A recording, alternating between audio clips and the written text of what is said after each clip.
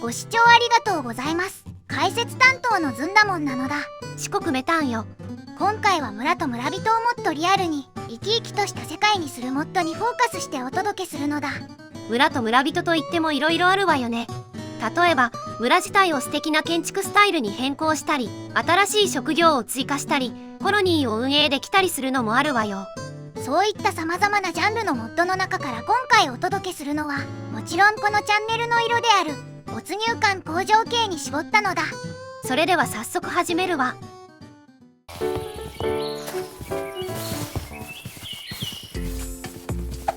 Countered settlement roads.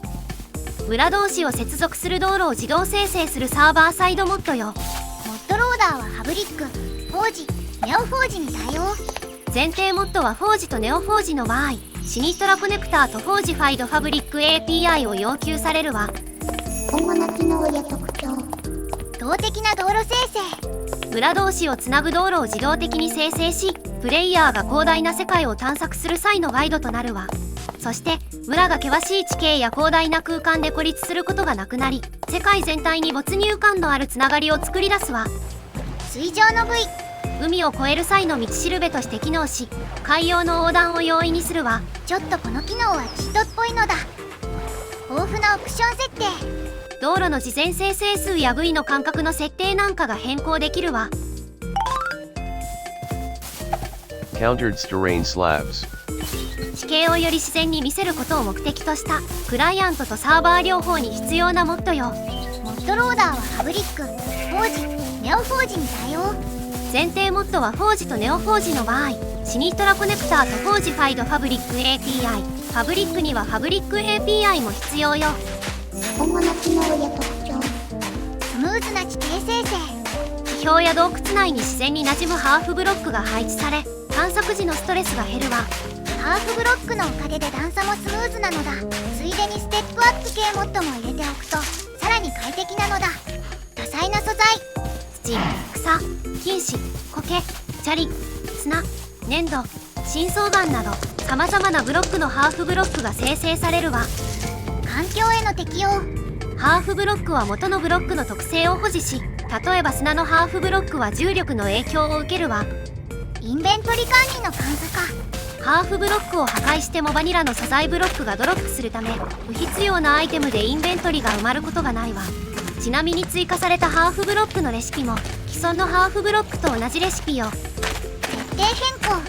ミッドナイトリブを利用してハーフブロック生成のオンオフを切り替え可能よ。そしてこのモッドはさっき紹介したモッドと組み合わせることにより道路の段差がなだらかになるのだ。Random village names. 村にランダムな名前をつけるクライアントとサーバー両方に必要なモッドよ。モッドローダーはファブリック、フォージ、ネオフォージに対応。前提モッドはコレクティブとエリアス、ファブリックにはファブリック API も必要よ。主な機能や特徴。すべての村にランダムな名前を付与。村の範囲に入ると画面上部に村の名前が表示されるわ。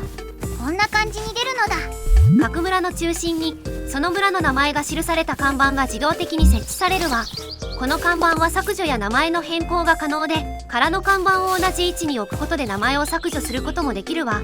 またエリアモッドの設定を変更することで表示されるテキストのエンタリングという部分を削除するなど表示方法をカスタマイズすることができるのだ。自動生成された看板を削除し、自分で新しい看板を設置したい場合は元の看板から半径15ブロック以内に配置する必要があるから注意するのだ。ちなみにエリアスコマンドを使用することでプレイヤーの周囲にある全てのエリア看板を表示することができるわ。Regrowth. 村人が自主的に草刈り、街灯設置や道路整備をするサーバーサイドモッドよ。モッドローダーはファブリック、フォージに対応。前提モッドはファブリックにはファブリック API が必要よ。主な機能や特徴。村の保全と改修。村人が草を刈り、道を塞ぐ葉を取り除き、道路を修理し、バイオーム固有の壁を建設し、村の周囲の照明を改善することで村の保全と改修を行うわ。段差があって上り下りできない箇所にブロックを設置して通れるようにもするのだ。その他にも機能はあるようだけど、検証結果がはっきり出なかったので紹介は控えるわ。詳しく知りたかったらモッドダウンロードページで調べるといいのだ。 Yando's villager names. 村人にランダムな名前をつけるサーバーサイドモッドよ。モッドローダーはファブリックに対応。前提モッドはファブリック API が必要よ。主な機能や特徴。村人への名前付け。サーバー起動時に全ての村人にランダムな名前を付与するわ。設定はいろいろ変更できるから一度目を通してみるといいのだ。そしてコンフィグフォルダかのビレジャーネームフォルダのファイルを編集することで任意の名前が設定できるのだ。自分で名前を設定できるのはいいわね。ファイルはテキストエディタで編集できるし、中身も見ればすぐ理解できる程度のものよ。ぜひお気に入りの名前をつけてあげなさい。今回は生成 AI で日本人の名前やロボット名で適当に生成してもらったけど違和感すごいのだ。日本人的にはファンタジーゲームやアニメで使用されている名前が一番違和感ないわよね。それと仮名もない方がいいのだ。けどやっぱり村人は名無しの方がしっくりくるわね。まあそこは個人の好みなのだ。 Villagers drop emeralds on death. 村人が死亡した際にエメラルドを1つドロップするようになるクライアントとサーバー両方に必要なモッドよ。モッドローダーはファブリック、工事に対応。前提モッドはファブリックにはファブリック API が必要よ。主な機能や特徴。村人が死亡するとエメラルドを1つドロップするだけね。それだけなのだ。とてもシンプルなモッドね。これで村人繁殖装置でエメラルド無限化ができるのだ。近畿の装置ね。You Thief. Remastered Edition. 村人のチェストや樽を開けたり壊したりすると近くの村人が怒り取引価格を大幅に引き上げるサーバーサイドモッドよ。モッドローダーはファブリック、工事に対応。前提モッドはファブリックにはファブリック API が必要よ。主な機能や特徴。盗みの代償と得点。村人のチェストや樽を開けたり壊したりすると近くの村人が怒り取引価格が大幅に上昇するわ。5倍から10倍近い値上げなのだ。このシステムは村人のバニラのゴシックシステムに基づいていて、アイアンゴーレムが村人からプレイヤーの行為を知るとプレイヤーを攻撃するわ。こっち見てるのだ。それとプレイヤーは1日の間不運のデバフを付与されるわ。吸入でデバフ解除できるけど村人とゴーレムのヘイトは買ったままなのだ。でもネガティブ効果だけじゃなくてチェストや樽の戦利品が2倍になるわ。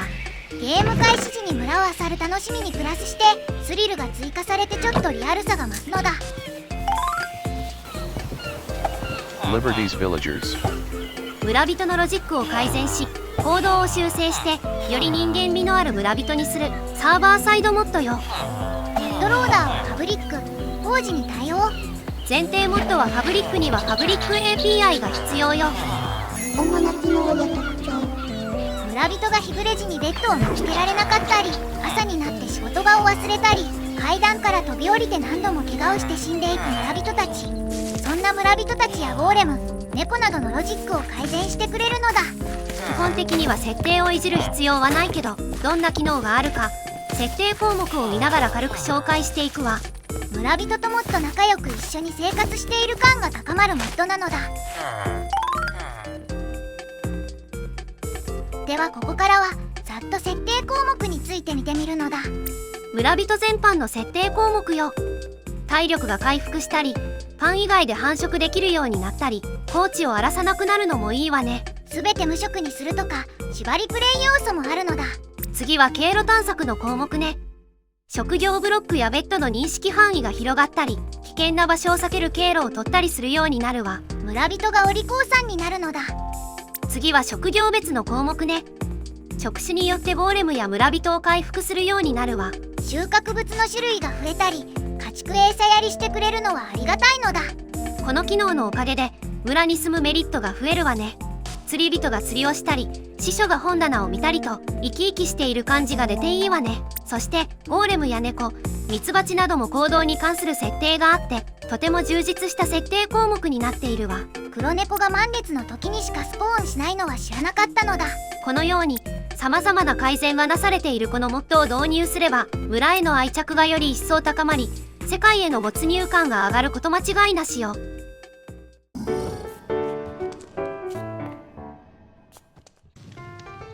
それでは締めなのだ。この動画が良かった、今後も続きが見たいと思ってくれたそこの素敵なあなた、チャンネル登録と高評価してくれると今後の動画作成の励みになるので嬉しいのだ。それからこの動画で紹介したモッドについてブログで日本語化リソースパックの配布を行うかもしれないので、概要欄のリンクからダウンロードしに来なさい。最後までご視聴いただき誠にありがとうございました。なのだ。